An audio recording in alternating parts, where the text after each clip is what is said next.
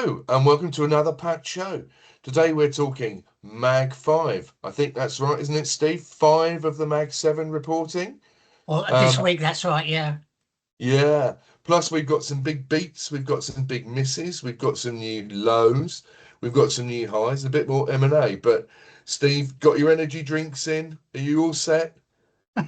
Yeah, I think that I'd have to go and get a monster. Yeah, so to overnight tonight, listeners, we've got four of the big Mag 7 companies. So it's Alphabet, Amazon, Meta, and Microsoft, all after the bell this evening. So around 9:30 or so UK time. Now, there's three key things to be looking out for here. Of course, how did their last quarter go? Um, some quite big numbers in the market, a lot growth expected. No one's really expecting them to be missing there.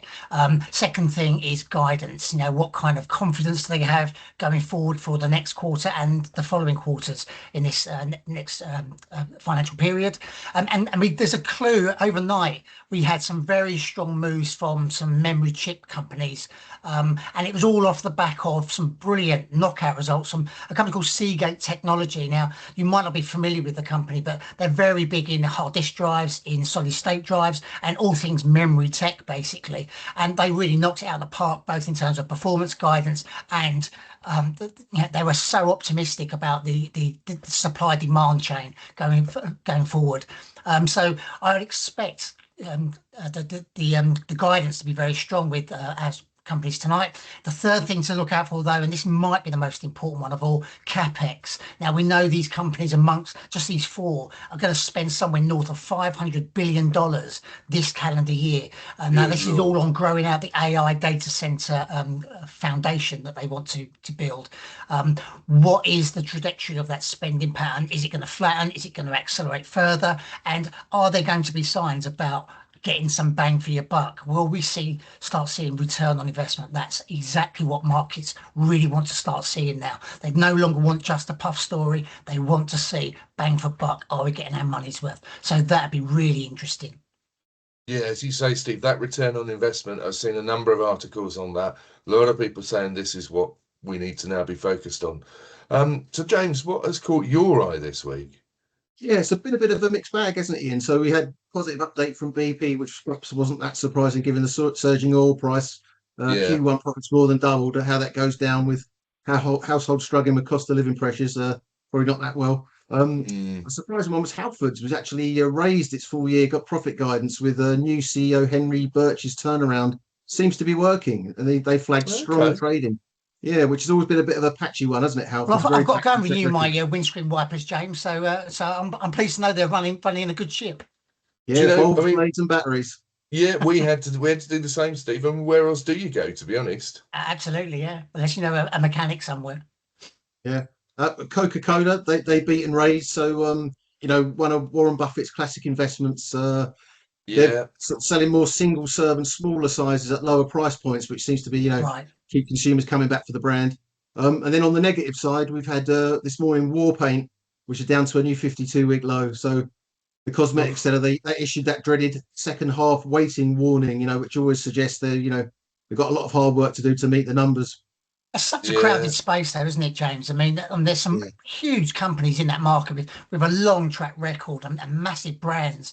It's difficult to know sometimes, for me anyway, where War Paint really sits in this market. It does seem to really rely on the sort of the teen girls kind of scenario. Is that how you read it? Yeah, I think you're right. And also in today's today's backdrop, you can just launch a brand on the internet. It's a lot easier, isn't it? So the competitive backdrop is very, very fierce. Another one that's quite interesting was a Treat, which is being bought at a big premium by a German firm Döhler, which is a supplier and a customer of Treat, so that they've offered a 48% premium to take it over. The two companies have had a close relationship for years, so I suppose there are benefits in merging that to form a global platform.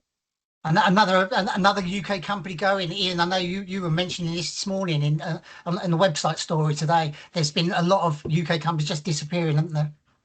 That's it, Steve. I mean, if you look at the flows into UK stocks over the last 10 years, we've just become a backwater, and it's become a really rich picking ground for foreign buyers, trade buyers, private equity. You've got these two dynamics, haven't you, in the market? You've obviously got all the focus on the big tech stocks, and rightly so, because they're the biggest companies in the world. And then you look at the UK. I mean, Microsoft is bigger market cap terms than the entire UK market. So if you're a global investor, you say to yourself, what am I going to realistically look at in the UK that's going to move the needle for me? But if you're not a global investor, if you are UK retail investor, there are so many opportunities here. It's like Joe Baumfreund was saying, James, wasn't it? We had him on the podcast last week. So he's the CEO, CIO of Asset Value Investors and the manager of AVI Global Trust. And they look in these kind of less researched areas of the market. And the UK has been really fertile for those guys. And I think it's going to continue to be. When you've had 10 years of outflows from international investors, UK pension fund weightings is a sort of all-time record low. You're getting mispricing in these Ian, companies. I mean, this is a really interesting point because Rebecca McLean, yesterday, we had her on a podcast from Dunedin Income Growth. She was making exactly the same point that you've got some really good high quality companies on the UK market now, and you're not being asked to pay high quality prices. So there's that real disconnect between the potential to buy very good businesses, but for pretty low prices. The idea though is those prices should gravitate higher over time. But what we're seeing is actually they're not gravitating over time. They're not being given the time. Someone's coming up and snapping them up. Yeah, and as usual, it's taken an outsider to kind of realise the value in it. But I say, going back to that interview with Joe last week, really, really worth watching. 650 views already. And talking of special guests, who else have we had on? Well, we had obviously Rebecca yesterday. Tomorrow we've got James Brugger, CIO and joint managing partner of Seraphim Space. So that'll be really interesting. So Seraphim's raising 350 million through a C share placing. They argue the space tech industry is at an inflection point. So we'll get all the details for you tomorrow. And then next week we've got JP Morgan Asia Growth and Income Trust coming on the show. So very busy in podcast world. Yeah, I It mean, really is, I know Ian's particularly a fan of Seraphim, and I mean, given the fact there's been so much fluff and huff and puff around a SpaceX IPO, this whole market is drawing the attention, really, isn't it? I mean, SpaceX are acting as a funnel for a lot of investors to start saying, hello, low Earth orbit is suddenly a really exciting place to be. Yeah, absolutely. It's interesting because when it came to market, everybody got excited about it, and then it kind of faded a bit. You get these themes coming along. Remember hydrogen? Hydrogen was going to be the next big thing. That kind of got a lot of interest, then it faded. Obviously, renewables were very in favour at one point. They kind of got out of favour. But space has endured, actually, in fairness. And as you say, Steve, with that SpaceX IPO later this year, everybody's going to want a piece of that, aren't they? Yeah, absolutely. And I mean, the Nasdaq have actually changed the rules about how quickly they can get onto the Nasdaq market and so on. And it sounds like S&P might also do the same and allow the company to an accelerated pathway into the S&P 500. I mean, it normally takes about 3 months, I think. And they're looking potentially at giving them 2-3 weeks and putting them straight in. So you'll get all of those tracker funds that have to buy shares or have to descend on the SpaceX stock. So it could be a really volatile first few weeks, even months, once the IPO actually happens. Yeah. So James, looking forward, we've only got a couple of days left. What have we got coming up? Up and coming, we've got Inchcape. We've got NatWest on Friday, and also Whitbread and Road Talk. Don't know if you've got any views on any of those ones, Ian. I think Whitbread looks quite interesting, doesn't it? It does, yeah. They said there was a Times story last weekend saying that they were going to sell a lot more of their freeholds and become more of a propco than an opco. So this is Premier Inn, isn't it? Effectively. Yeah. And interestingly, I was talking with a firm midweek, which is very active in M&A and asset sales and valuations in the hotel and leisure space. Obviously, couldn't say anything about the Whitbread story, but I'd say watch this space because it is surprisingly active, actually. The secondary market in hotels. Who knew? Yeah. I think we'll also be looking out for SanDisk, Steve, end of the week. Yeah, I mean, honestly, talking about companies that go on fire, I mean, its share price over the last year has just gone absolutely bananas. And again, it all plays into this memory, this massive demand for memory. We need memory, memory, memory, memory. And so Sandisk has just gone absolutely bananas.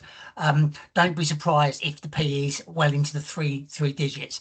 The other thing to point out as well, of course, is tomorrow after hours, we've got Apple now. Apple's in a lot of people's portfolios. Perhaps the most interesting thing to look out for here will be any signs that we know that Tim Cook is handed on effectively the baton, CEO baton to John Turnus. He's more of a products guy. People I've been talking to, I've been reading about, there seems to be a growing confidence amongst the analyst community that this could potentially mean a new product category for Apple, maybe early next year. Now, we don't know, this is pure speculation, but this is what a lot of analysts are starting to read between the lines, that Tim Cook is ultimately setting Turnus up to have this big kind of iPhone moment. And the market's been crying out for a new iPhone. You know, it's been such a successful product. And of course, Apple is still pretty much reliant on iPhone for almost all of its revenues and earnings. So that's something that might be interesting to watch out for. Any snippets of hints of new product designs coming to the market. Yeah, and of course that is Buffett. We mentioned Buffett earlier. That is Berkshire's biggest holding by some way, isn't it? Yeah, massively so. Yeah. Right. I think that's it for us then, chaps, for today. If you've enjoyed this, please like on your favourite podcast provider, and if you've been watching us on YouTube, please like as well. We'll see you. Well, we'll see you hopefully tomorrow with Seraphim Space, and we'll be back again on Friday with another roundup. Take care. Take care. Cheers.